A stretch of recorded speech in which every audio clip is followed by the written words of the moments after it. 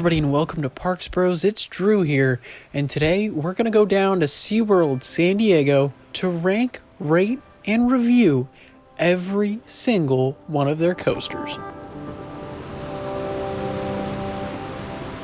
Now, SeaWorld San Diego, in the past couple years alone, has been adding coasters like crazy, with new additions such as Tidal Twister, Electric Eel, and Emperor that will hopefully be opening sooner rather than later. Now, under certain circumstances, which we are seeing at the time of this video coming out, we have no idea when Emperor will open. So I figure, why not give you my full ranked, rated, and review video now, and if you guys would like, I can make a second video including Emperor next year. But including Tidal Twister, the Skyline Horizon model at the park, SeaWorld San Diego has a total of 4 roller coasters. With Emperor, it'll be 5, and then it wouldn't surprise me if in the next couple of years after, we see a 6th coaster arrive at the park. But to give you a lowdown on the rules of ranked rated review, I have 1 minute to give my thoughts on the ride I'm talking about in particular, before giving you a ski slope rating, aka how experienced a rider you should be before checking out this certain ride, and a score out of 10. But this list will be including Tidal Twister, because in the park size, it is definitely a roller coaster. And speaking of which, at number 4, we have Tidal Twister, which is the Skyline Horizon model dueling horizontal looping coaster. Now, this ride uses drive tires to send 2 conjoined trains around a track, including an airtime hill as well as a 0G roll / corkscrew. Now, that element in particular can offer some amazing hang time, and the airtime hill, if you're in the right seat, can actually give a nice pop of airtime. Now, this ride isn't the smoothest in the world, but it's not too bad, and I think this would be an awesome first looping coaster for anyone in the San Diego area. And personally, I think it's a really fun ride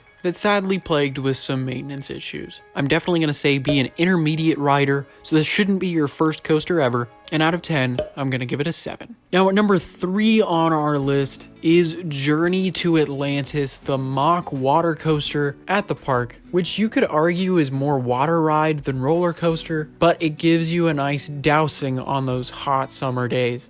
Not to mention, this ride was recently retracked over the past couple years and can give a relatively smooth experience for that roller coaster portion. There's some cool theming and elevator lift, and did I mention you get soaked on this ride? Also, I gotta add in, the area around this coaster is really something else and is super beautiful. Even though there isn't too many trees or bushes, the theming of Atlantis can kind of make up for that. And of course, it always helps when there's water everywhere. But this ride is super fun, and I would definitely say it shouldn't be your first coaster, so you should be an intermediate rider to ride. And out of 10, I would definitely say it's a 7.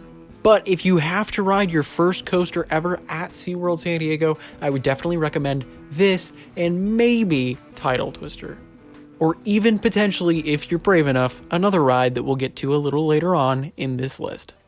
Now at number 2, we have Electric Eel, which is the park's Skyrocket 2 launch coaster, which features 3 launches and was made by Premier. Now, this ride is definitely the most intense in the park, at least until Emperor opens, and features 1 ridiculously crazy inversion.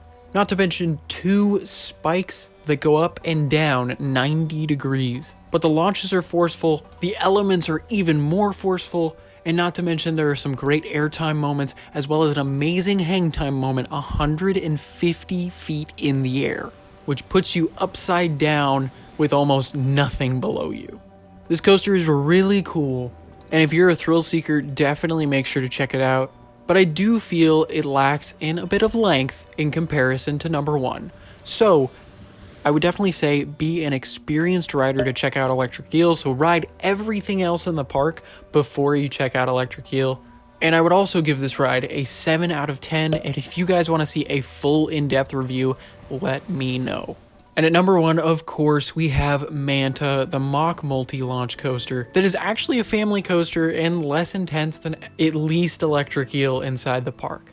Now, this ride has a stunning surrounding area with lots of theming, foliage, and of course, an amazing ride layout. This ride is ridiculously long, and it even hits top speeds of over 40 miles an hour. Now that pales in comparison to electric eel's 70 miles an hour, but considering Manta has no loops or crazy inversions and yet packs such a punch that it is usually seen as the best coaster by a lot of people in SeaWorld, it's pretty remarkable. Not to mention a stunning pre-show experience before that first launch, an amazing dive down under a bridge before twisting around and going right above it, and of course, an amazing second launch and twisty section that gives some amazing ejector airtime moments. This is what I would say is one of the best family coasters out there, and I absolutely adore it and would say it's one of the easiest coasters to marathon, at least in my experience. Now, I'd definitely say you should be an intermediate rider. You could even stretch it and this could be your first coaster ever, but do know it is a little intense. But out of 10, I would definitely give this ride an 8. It's a phenomenal coaster for being a family coaster, and it is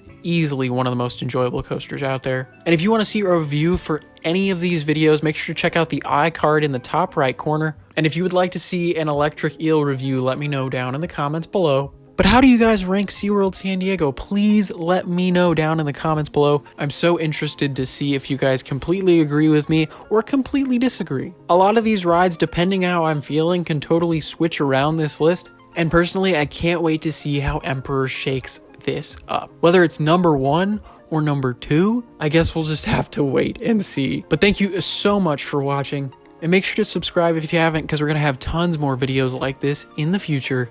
But until next time, we'll see you on the next ride.